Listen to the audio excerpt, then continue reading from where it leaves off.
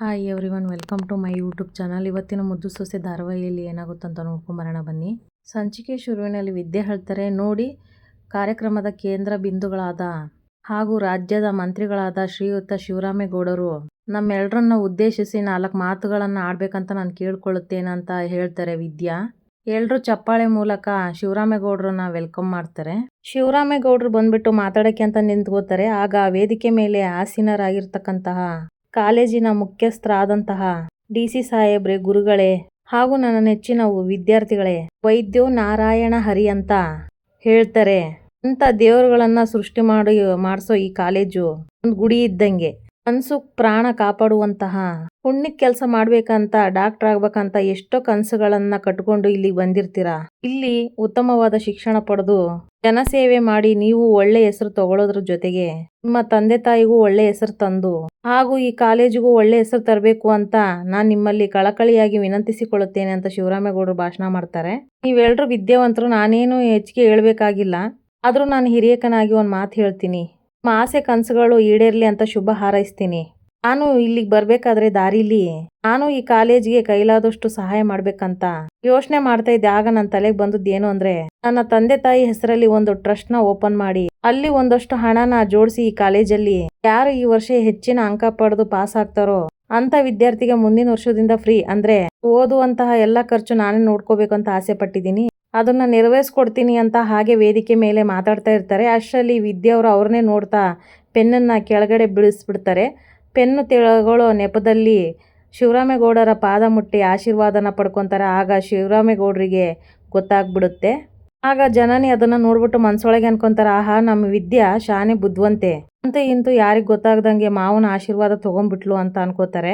ಆಗ ಮತ್ತೆ ಭಾಷಣ ಮಾಡ್ತಾರೆ ಶಿವರಾಮೇಗೌಡರು, ನೀವೆಲ್ರೂ ನಮ್ಮ ಮಂಡ್ಯ ಜಿಲ್ಲೆಗೆ, ನಮ್ಮ ಕರ್ನಾಟಕಕ್ಕೆ ಒಳ್ಳೆ ಹೆಸರುಗಳು ತರಬೇಕು ಅಂತ, ಹಾಗೆ ಡಾಕ್ಟ್ರು ಆಗ್ಬೇಕಂತ ನಾನು ಕೇಳ್ಕೊಳ್ತೀನಿ ಅಂತ ಹೇಳ್ತಾರೆ.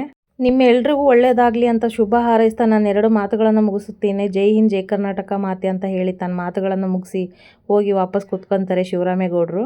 ವಿದ್ಯಾ ಬಂದು ಭಾಷಣ ಮಾಡಿದ್ದಕ್ಕೆ ಧನ್ಯವಾದಗಳನ್ನು ತಿಳಿಸ್ತಾರೆ. ಸಚಿವರು ಪ್ರತಿ ವರ್ಷ ಹೆಚ್ಚು ಅಂಕಗಳನ್ನು ಗಳಿಸಿರುವ ಒಬ್ಬ ವಿದ್ಯಾರ್ಥಿಯ ಸಂಪೂರ್ಣ ವೆಚ್ಚವನ್ನು ಭರಿಸುತ್ತೇನೆ ಎಂದು ಎಲ್ರಿಗೂ ಭರವಸೆ ನೀಡಿದ್ದಾರೆ.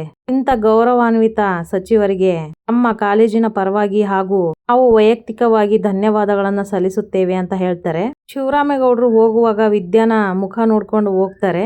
ಈ ಕಡೆ ನೋಡಿದ್ರೆ ರಾಕೇಶ್ ಅವರು ಕಣ್ಮಣಿನ ದೇವಸ್ಥಾನಕ್ಕೆ ಅಂತ ಕರ್ಕೊಂಡ್ ಬಂದಿರ್ತಾರೆ. ಕಣ್ಮಣಿ ಅವರು ರಾಕೇಶ್ನ ನೋಡ್ಕೊಂತ ಹಾಗೆ ನಿಂತ್ ಬಿಡ್ತಾರೆ. ಈಗ ಬಂದ್ರೆ ಮನ್ಸು ಒಂಥರ ಪ್ರಶಾಂತವಾಗಿ ಇರ್ಬೇಕಲ್ವಾ, ಆದ್ರೆ ಇವತ್ ನನ್ನ ಮನ್ಸು ಗೊಂದಲದ ಗೂಡಾಗಿ ಬರೀ ಭಯಾನೇ ತುಂಬ್ಕೊಂಡದೆ ಅಂತ ಕಣ್ಮಣಿ ರಾಕೇಶ್ ಅವ್ರಿಗೆ ಹೇಳ್ತಾರೆ. ಯಾಕೆ ಮೇಡಮ್, ಏನಾದ್ರೂ ಆರೋಗ್ಯ ಸರಿ ಇಲ್ವಾ ಅಂತ ರಾಕೇಶ್ ಕೇಳ್ತಾರೆ. ಹೌದು, ಮನ್ಸಿನ ಆರೋಗ್ಯ ಸರಿ ಇಲ್ಲ. ಮನ್ಸಲ್ಲಿರೋ ಮಾತನ್ನ ಹೆಂಗ್ ಹೇಳ್ಬೇಕಂತ ನನಗೆ ಗೊತ್ತಾಗ್ತಾ ಇಲ್ಲ ಅಂತ ಕಣ್ಮಣಿ ಹೇಳ್ತಾರೆ. ಮನ್ಸಲ್ಲಿ ಏನಾದ್ರೂ ಗೊಂದಲ ಇದ್ರೆ ದೇವ್ರ ಮುಂದೆ ಎಲ್ಲ ಹೇಳ್ಕೊಂಡ್ ಬಿಡಿ ಮೇಡಮ್.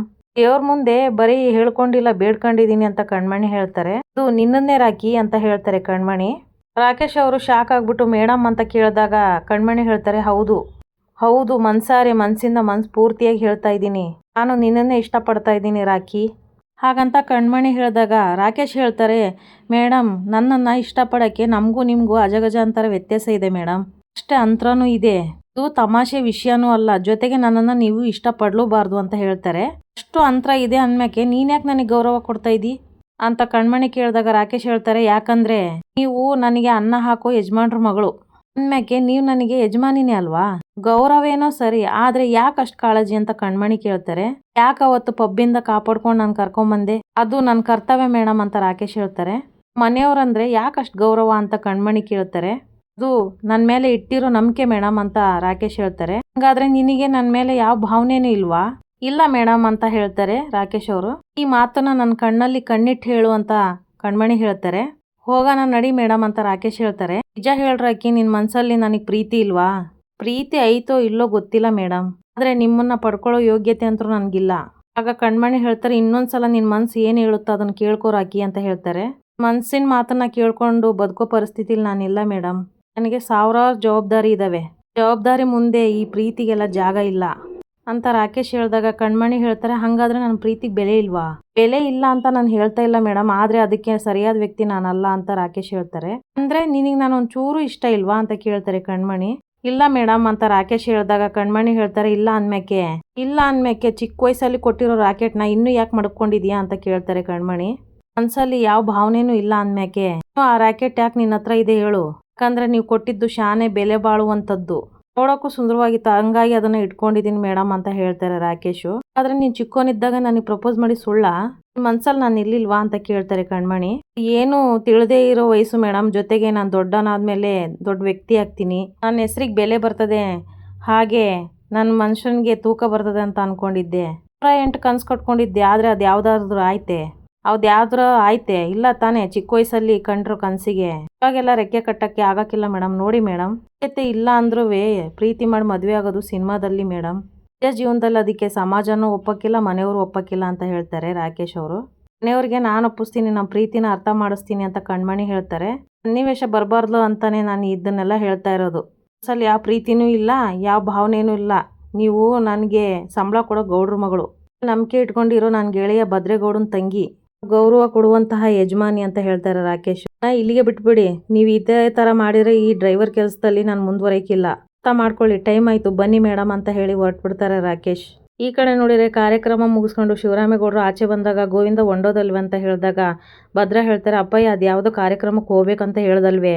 ಹ್ಞೂ ಕಾಣ್ಲಾ, ನೀನು ನಮ್ಮ ಜೊತೆಗೆ ಬಾ, ಹೋಗ್ಬಿಟ್ಟು ಬರೋಣ ಅಂತ ಹೇಳ್ತಾರೆ ಶಿವರಾಮೇಗೌಡರು. ಸುಮ್ಕೆ ನಾನು ಯಾಕಪ್ಪಯ್ಯ, ಹಂಗಲ್ದೆ ಸುಮಾರು ಮದ್ವೆಗಳಿದಾವೆ, ಹೋಗಿ ಮಾತಾಡ್ಸ್ಕೊಂಡ್ ಬರ್ತೀನಿ ನಾನು, ನೀನು ಹೋಗಿ ಮಾತಾಡ್ಸ್ಕೊಂಬ, ನಾನು ಗೋವಿಂದ ಹೋಗಿ ಬರ್ತೀವಿ ಅಂತ ಶಿವರಾಮೇಗೌಡರು ಹೇಳ್ತಾರೆ. ಅಪ್ಪಯ್ಯ ಒಂದ್ ನಿಮಿಷ, ಇವತ್ತು ಕಾರ್ಯಕ್ರಮದಲ್ಲಿ ನೀನು ಬಹಳ ಚೆನ್ನಾಗಿ ಮಾತಾಡಿದೆ ಅಪ್ಪಯ್ಯ, ಅಲ್ದೆ ತಾತ ಅಜ್ಜಿ ಹೆಸರಲ್ಲಿ ಟ್ರಸ್ಟ್ ಕಟ್ಸಿವ್ನಿ, ಬಹಳ ಚೆನ್ನಾಗಿ ಮಾರ್ಕ್ಸ್ ತಗೊಂಡವರಿಗೆ ನಾನೇ ಫೀಸ್ ಕಟ್ತೀನಿ ಅಂತ ಹೇಳ್ದೆಲ್ಲ, ನನಗೆ ಬಹಳ ಖುಷಿ ಆಯ್ತು ಅಪ್ಪಯ್ಯ ಅಂತ ಹೇಳ್ತಾರೆ ಭದ್ರಾ. ಮಗ, ನಮ್ಮಪ್ಪ ಚಿಕ್ಕ ವಯಸ್ಸಲ್ಲಿ ಒಂದ್ ಮಾತನ್ನ ಹೇಳೋರು, ಪ್ರಪಂಚದಲ್ಲಿ ಹುಟ್ಟಿರೋ ಎಲ್ಲರಿಗೂ ಅಕೌಂಟ್ಗೆ ದುಡ್ಡು ಹಾಕಕ್ಕಾಗ್ದೆ ಅಂತವ್ರ ಕೈಗೆ ಕೊಟ್ಟು ಹಂಚೋ ಕೆಲಸ ಮಾಡ್ತಾನೆ ಅಂತ. ಆದ್ರೆ ನಾವೇನ್ ಮಾಡ್ತಾ ಇದೀವಿ, ಬೀರಲ್ಲ ದುಡ್ಡಿಟ್ಬಿಟ್ಟು ಎದ್ಲಿಡಿಸ್ತಾ ಇದೀವಿ, ಅದರಿಂದ ಉಪಯೋಗ ಏನ್ ಹೇಳು. ಅದಕ್ಕೆ ನಮ್ಮ ಕೈಲಿ ಏನು ಮಾಡೋಕ್ಕಾಗ್ತಾ ಇಲ್ಲ, ಅದಕ್ಕೆ ಇಲ್ಲದೆ ಇರೋರಿಗೆ ಹಂಚೋ ಕೆಲಸ ಮಾಡ್ತಾ ಇರೋದಂತ ಶಿವರಾಮೇಗೌಡರು ಹೇಳ್ತಾರೆ. ಈ ಕಡೆ ನೋಡಿದ್ರೆ ಕಣ್ಮಣಿ ಪ್ರಪೋಸ್ ಮಾಡಿದ್ದನ್ನ ರಾಕೇಶ್ ಒಪ್ತೆ ಮನೆಗೆ ಬಂದಿರ್ತಾರೆ. ಹಾಗೆ ಹುಡ್ಕಾಡ್ಕೊಂಡು ಕಣ್ಮಣಿ ನೋಡ್ತಾ ಇರ್ತಾರೆ, ರಾಕೇಶ್ ಎಲ್ಲೂ ಕಾಣೋದಿಲ್ಲ. ಪ್ರಪೋಸ್ ಮಾಡಿದೆ ಅನ್ನೋ ಕಾರಣಕ್ಕೆ ಕೆಲಸನೇ ಬಿಟ್ಟೋದ್ನಾ ಅಂತ ಮನ್ಸಲ್ಲಿ ಅನ್ಕೊಂತಾರೆ ಕಣ್ಮಣಿ. ವಿನಂತಿ ಅಷ್ಟರಲ್ಲಿ ಬರ್ತಾರೆ. ವಿನು ರಾಕಿನ್ ನೋಡ್ದ ಅಂತ ಕೇಳ್ತಾರೆ ಕಣ್ಮಣಿ. ಇಲ್ಲ ಕಣ್ಮಣಿ, ಯಾಕೆ ಅಂತ ವಿನಂತಿ ಕೇಳ್ತಾರೆ. ಆಚೆಗೆ ಹೋಗ್ಬೇಕಾಗಿತ್ತೆ, ಅದಕ್ಕೇನಂತೆ, ನನ್ನ ಹತ್ರ ಬೇಜಾನ್ ದಾರಿಗಳವೆ, ಬಾ ನಾನ್ ಕರ್ಕೊಂಡು ಹೋಗ್ತೀನಿ ಅಂತ ವಿನಂತಿ ಹೇಳ್ತಾರೆ.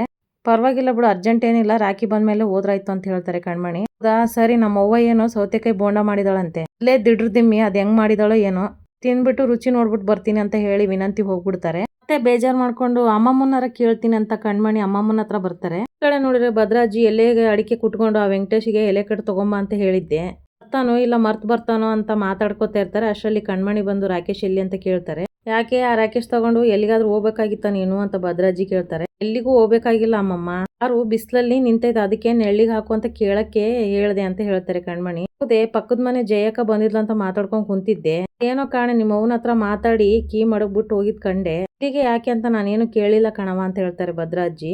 ಹೌದೇ, ಇರು ಅಮ್ಮನ್ನೇ ಕೇಳ್ತೀನಿ ಅಂತ ಮತ್ತೆ ಮೋಹನ್ ಅವ್ರ ಹತ್ರ ಹೋಗ್ತಾರೆ ಕಣ್ಮಣಿ. ಅಮ್ಮ, ಡ್ರೈವರ್ ರಾಕೇಶ್ ಎಲ್ಲೋದ ಅಂತ ಕೇಳ್ತಾರೆ ಕಣ್ಮಣಿ. ಅವನೇ ಆ ರೌಗೇನೋ ಹುಷಾರಿಲ್ಲ ಅಂತ ಮಂಡ್ಯಕ್ಕೆ ಹೋಗ್ಬಿಟ್ಟು ಬರ್ತೀನಂತ ಹೋದ, ಅದಕ್ಕೆ ನೀನು ಹೋಗಿ ತೋರ್ಸ್ಕೊಂಬ ಅಂತ ಹೊಸಿ ದುಡ್ಡು ಕೊಟ್ಟು ಕಳಿಸ್ದೆ, ಏನು ಹುಷಾರಿಲ್ವಂತ ಅಂತ ಕಣ್ಮಣಿ ಶಾಕಲ್ಲಿ ಕೇಳ್ತಾರೆ. ಕಣವ, ಅದು ನಾನು ಫೋನಲ್ಲಿ ಮಾತಾಡ್ತಾ ಇರ್ಬೇಕಾದ್ರೆ ಹೇಳ್ದ, ಏನಾಯ್ತು ಅಂತ ನಾನು ಕೇಳಕ್ ಆಗ್ಲಿಲ್ಲ, ಹೆಚ್ಚಿಗೆ ಕಾಸು ಕೊಟ್ಟು ಕಳಿಸ್ದೆ ಅಂತ ಮೋಹನ ಹೇಳ್ತಾರೆ. ಸರಿ ಕಣಮ್ಮ ಅಂತ ಬೇಜಾರ್ ಮಾಡ್ಕೊಂಡು ಅಲ್ಲಿಂದ ಕಣ್ಮಣಿ ಹೊರಟು ಬಿಡ್ತಾರೆ. ಈ ಕಡೆ ನೋಡ್ರೆ ವಿದ್ಯಾನ ತೋರಿಸ್ತಾರೆ. ಜನನಿ ಬಂದ್ಬಿಟ್ಟು, ಕಾಂಗ್ರೆಸ್ ವಿದ್ಯಾ, ಸ್ಟೇಜ್ ಮೇಲೆ ನೀನು ಚಿಂದಿ ಉಡಾಯಿಸ್ಬಿಟ್ಟೆ ಅಂತ ಹೇಳ್ತಾರೆ. ಮಾವನ್ ಮುಂದೆ ಸೂಪರ್ ಆಗಿ ಮಾತಾಡಿದೆ ಅಂತ ಹೇಳ್ತಾರೆ. ನನಗೆ ಎಷ್ಟೋ ವಿಚಾರದಲ್ಲಿ ನಮ್ಮ ಮಾವಯ್ಯನೇ ನನಗೆ ಸ್ಫೂರ್ತಿ ಜನನಿ ಅಂತ ಹೇಳ್ತಾರೆ ವಿದ್ಯಾ. ಮಾವನು ಸೂಪರ್ ಆಗಿ ಮಾತಾಡಿದ್ರು, ಅವ್ರುನು ನಾನು ಬೇರೆ ರಾಜಕಾರಣಿ ತರ ತಿಳ್ಕೊಬಿಟ್ಟಿದ್ದೆ ಅಂತ ಹೇಳ್ತಾರೆ ಜನನಿ. ಅವ್ರನ್ನ ರಾಜಕಾರಣಿಗಳು ಅಂತ ಹೇಳೋದ್ಕಿಂತ ಜನನಾಯಕ ಅಂತ ಹೇಳ್ಬೇಕು ಅಂತ ಹೇಳ್ತಾರೆ ವಿದ್ಯಾ. ಅವರು ಅವ್ರ ಗುಣದಲ್ಲಿ, ಅವ್ರ ವ್ಯಕ್ತಿತ್ವದಲ್ಲಿ ಶಾನೆ ದೊಡ್ಡವರಾಗಿದ್ದಾರೆ ಅಂತ ಹೇಳ್ತಾರೆ ವಿದ್ಯಾ. ಅದು ಇರ್ಲಿ, ಅದೇನೋ ಸೈಕಲ್ ಗ್ಯಾಪ್ ಅಲ್ಲಿ ಅದ್ಯಾವ್ದೋ ಮೂವಿಲ್ ತೋರಿಸ್ತಾರಲ್ಲ, ಸೊಸೆ ಮಾವನ್ ಕಾಲಿಗೆ ಬಿದ್ದು ಆಶೀರ್ವಾದ ತಗೋತಾಳಲ್ಲ, ಹಂಗೆ ತಾವ್ ಕಾಲಿಗೆ ಬಿದ್ದು ಆಶೀರ್ವಾದ ತಗೊಂಡ್ರಿ ಅಂತ ಕೇಳ್ತಾರೆ ಜನನಿ. ನಾನು ಕಾಲೇಜಿಗೆ ಸೇರಿದಾಗಿಂದ ಅವ್ರ ಹತ್ರ ಆಶೀರ್ವಾದ ತಗೋಬೇಕಂತ ಶಾನೆ ಆಸೆ ಇತ್ತು, ನನ್ಗೆ ಅವಕಾಶ ಸಿಕ್ಕಿಲ್ಲ, ಆ ಅವಕಾಶ ಇವತ್ತು ಸಿಕ್ತು ಅಂತ ಖುಷಿಯಿಂದ ಹೇಳ್ಕೊಂತಾರೆ ವಿದ್ಯಾ. ಬಿಡು, ಮಂತ್ರಿಗಳ ಪಕ್ಕದಲ್ಲಿ 6 ಅಡಿ ತರ ಕಟೌಟ್ ತರ ಇದ್ರಲ್ಲ ಒಬ್ಬ ವ್ಯಕ್ತಿ, ಅವ್ರು ಯಾರು ಅಂತ ಕೇಳಿದಾಗ ವಿದ್ಯಾ ಮೌನವಾಗ್ಬಿಡ್ತಾರೆ. ಸುಮ್ಕೆ ನಿಂತಿರೋದ್ ನೋಡ್ರೆ ಗೊತ್ತಾಗುತ್ತೆ ಆ ಮಾಸ್ ಹೀರೋ ನೀನ್ ಮನ್ಸ್ ಕದ್ದಿರೋ ಕಳ್ಳ ಅಂತ. ಆಗ ವಿದ್ಯಾ ಹೇಳ್ತಾರೆ, ಇದ್ರ ಬಗ್ಗೆ ಮುಂದುವರಿಸಬೇಡ ಅಂತ ಹೇಳ್ಬಿಡ್ತಾರೆ. ಕಡೆ ನೋಡಿದ್ರೆ ರಾಕೇಶ್ ಅವ್ರನ್ನ ತೋರಿಸ್ತಾರೆ. ರಾಕೇಶ್ ಅವರು ಅವ್ರ ತಾಯಿ ಬಗ್ಗೆ ವಿಚಾರಿಸ್ತಾ ಇರ್ತಾರೆ. ಇನ್ನೊಂದ್ ಕಡೆ ಕಣ್ಮಣಿ ಬಂದು ಅವ್ರ ಮಾತನ್ನ ಕೇಳಿಸ್ಕೊಂತ ಇರ್ತಾರೆ. ಡಾಕ್ಟರ್ ಹೇಳ್ತಾರೆ, ಎಷ್ಟು ಸಲ ಹೇಳೋದು, ಹುಷಾರ್ ಮಾಡಕ್ ಆಗಲ್ಲ ಅಂತ ಹೇಳ್ತಾ ಇರ್ತಾರೆ. ಬೇರೆ ಏನೇ ಪ್ರಾಬ್ಲಮ್ ಇದ್ರು ಟ್ರೈ ಮಾಡ್ಬೋದಾಗಿತ್ತು, ಬಟ್ ಅವ್ರಿಗಿರೋದು ಹಾರ್ಟ್ ಪ್ರಾಬ್ಲಮ್. ಈ ಸರ್ಜರಿ ಮಾಡಿದ್ರೆ ಮಾತ್ರ ಅವ್ರು ಉಳಿಯೋದು ಅಂತ ಡಾಕ್ಟರ್ ಹೇಳ್ತಾರೆ. ಬಿಟ್ಬಿಟ್ಟು ಬರೀ ಟ್ರೀಟ್ಮೆಂಟ್ ಮಾಡು ಅಂದ್ರೆ ಏನು ಉಪಯೋಗ ಇಲ್ಲ ಅಂತ ಹೇಳ್ತಾರೆ. ಅವ್ರಿಗೆ ಇವಾಗ ಇಮಿಡಿಯೇಟ್ ಸರ್ಜರಿ ಆಗ್ಲೇಬೇಕು ಅಂತ ಹೇಳ್ತಾರೆ ಡಾಕ್ಟರ್. ನಾನು ಅವ್ರನ್ನ ಮೇನ್ ಹಾಸ್ಪಿಟ್ಲಿಗೆ ಬರ್ಕೊಡ್ತೀನಿ, ಅಲ್ಲಿ ಕರ್ಕೊಂಡು ಹೋಗಿ ಟ್ರೀಟ್ಮೆಂಟ್ ಕೊಡಿಸಿ ಅಂತ ಹೇಳ್ತಾರೆ ಡಾಕ್ಟರು. ಇಲ್ಲ ಡಾಕ್ಟ್ರೆ, ಏನಾದ್ರೂ ಮಾಡಿ ನಮ್ಮ ಅವ್ವನ್ನ ನಾನು ಉಳಿಸ್ಕೋತೀನಿ. ಈಗ ನನ್ನ ಪಾಲಿಗೆ ಇರೋದು ನಮ್ಮ ಅವ್ವ ಒಬ್ಳೆಯ. ಅವಳಿಗೆ ಆಪರೇಷನ್ ಮಾಡ್ಸಕ್ಕೆ ನನ್ನ ಜೀವ ಒತ್ತೆ ಇಟ್ಟಾದ್ರೂ ಅವಳನ್ನ ಆಪರೇಷನ್ ಮಾಡ್ತೀನಿ ಅಂತ ಅಳ್ತಾ ಹೇಳ್ತಾರೆ ರಾಕೇಶ್. ನೋಡಿ, ಹಾಗಂತ ಹೇಳಿ ತುಂಬಾ ಲೇಟ್ ಮಾಡಿದ್ರೆ ಆಗಲ್ಲ, ಈ ಕೆಲಸ ಇಮಿಡಿಯೇಟ್ ಆಗಿ ಮಾಡ್ಬೇಕು ಅಂತ ಹೇಳ್ತಾರೆ ಡಾಕ್ಟರು. ಹಂಗಾದ್ರೆ ಇವಾಗ ನಮ್ಮ ಅವ್ವನ್ ಕೂಟ ಮಾತಾಡ್ಬೋದಾ ಅಂತ ಹೇಳಿ ರಾಕೇಶ್ ಅಲ್ಲಿಂದ ಹೋಗ್ಬಿಡ್ತಾರೆ. ಇದನ್ನೆಲ್ಲ ಕೇಳ್ಕೊಂಡು ಕಣ್ಮಾಡಿ ಫೀಲ್ ಮಾಡ್ಕೊಂಡು ಹಾಗೆ ನಿಂತ್ಬಿಡ್ತಾರೆ. ಈ ಕಡೆ ಕ್ಯಾಬಿನ್ಗೆ ಪ್ರೊಫೆಸರ್ ವಿದ್ಯಾನ ಕರೀರ್ತಾರೆ. ಆಗ ವಿದ್ಯೆ ಹೇಳ್ತಾರೆ, ಸರ್ ಬರಕ್ ಹೇಳಿದ್ರಂತೆ ಅಂತ ಕೇಳ್ತಾರೆ. ಕಾಂಗ್ರೆಸ್ ವಿದ್ಯೆ, ಇವತ್ತಿನ ಕಾರ್ಯಕ್ರಮ ನೀವು ತುಂಬಾ ಚೆನ್ನಾಗಿ ನಡ್ಸ್ಕೊಟ್ರಿ, ಇವಾಗ್ಲೂ ನನ್ನ ನಂಬಿಕೆನ ನೀವು ಉಳಿಸ್ಕೊಂಡ್ರಿ ಅಂತ ಹೇಳ್ತಾರೆ ಪ್ರೊಫೆಸರ್. ನೀವು ನನ್ನೊಂತಳನ್ನ ಗುರ್ಸಿ ನನ್ನನ್ನ ನಂಬಿಕೆ ಇಟ್ಟು ಅವಕಾಶ ಕೊಟ್ಟಿದ್ಕೆ thank you so much sir ಅಂತ ಹೇಳ್ತಾರೆ ವಿದ್ಯಾ. ನನ್ನ ಮತ್ತೆ ಇಲ್ಲಿ ಕರ್ಸೋದಕ್ಕೆ ಮುಖ್ಯವಾದ ರೀಸನ್ ಇದೆ ವಿದ್ಯಾ ಅಂತ ಹೇಳ್ತಾರೆ ಪ್ರೊಫೆಸರ್ ಲೇಡಿ. ಈ ವರ್ಷದ ಫೈನಲ್ ಎಕ್ಸಾಮ್ ಅಲ್ಲಿ ಯಾವ ಸ್ಟೂಡೆಂಟ್ ಹೆಡ್ ಟಾಪ್ ಮೋಸ್ಟ್ ಅಲ್ಲಿ ಬರ್ತಾರೋ ಮುಂದಿನ ವರ್ಷದ ಫೀಸ್ ನ ನಾನೇ ನೋಡ್ಕೊಂತೀನಿ ಅಂತ ಮಂತ್ರಿ ಶಿವರಾಮೇಗೌಡರು ಹೇಳಿದ್ದಾರೆ. ಇದನ್ನ ಪಡ್ಕೊಳ್ಳೋ ಎಲ್ಲ ಅರ್ಹತೆ ನಿನಗಿದೆ ಅಂತ ಹೇಳ್ತಾರೆ. ಜಾಸ್ತಿ ಎಫರ್ಟ್ ಹಾಕಿ ಈ ಅವಕಾಶನ ನೀನ್ ಪಡ್ಕೋಬೇಕು ಅಂತ ಹೇಳ್ತಾರೆ ವಿದ್ಯಾನ್ಗೆ. ಶಿವರಾಮೇಗೌಡರು ತುಂಬಾ ಒಳ್ಳೆ ವ್ಯಕ್ತಿ, ಅವರು ಕೊಟ್ಟ ಮಾತನ್ನ ತಪ್ಪಲ್ಲ ಅನ್ನೋದು ನಿಮಗೆ ಗೊತ್ತಿದ್ಯಾ ಅಂತ ಹೇಳ್ತಾರೆ ಪ್ರೊಫೆಸರ್. ಈಗ ಜನನಿ ಹೇಳ್ತಾರೆ, ಓ ವಿದ್ಯಾನಿಗೆ ಅವ್ರ ಬಗ್ಗೆ ತುಂಬಾ ಚೆನ್ನಾಗಿ ಗೊತ್ತು ಸರ್, ಯಾಕಂದ್ರೆ ಅವರು ಇವ್ರ ಮಾವ ಅಂತ ಹೇಳ್ಬಿಡ್ತಾರೆ ಸಡನ್ಲಿ. ಆಗ ವಿದ್ಯೆಗೆ ಶಾಕ್ ಆಗ್ಬಿಡುತ್ತೆ. ಇಲ್ಲಿಗೆ ಈ ಸಂಚಿಕೆ ಮುಗಿತು. ಯಾರೆಲ್ಲ ನನ್ನ ಚಾನಲ್ ನೋಡ್ತಿದ್ರು ದಯವಿಟ್ಟು ಸಬ್ಸ್ಕ್ರೈಬ್ ಮಾಡ್ಕೊಳ್ಳಿ, ಹಾಗೆ ಒಂದು ಲೈಕ್ ಶೇರ್ ಮಾಡಿ. ವಿಡಿಯೋ ನೋಡಿದ್ದಕ್ಕಾಗಿ ಧನ್ಯವಾದಗಳು.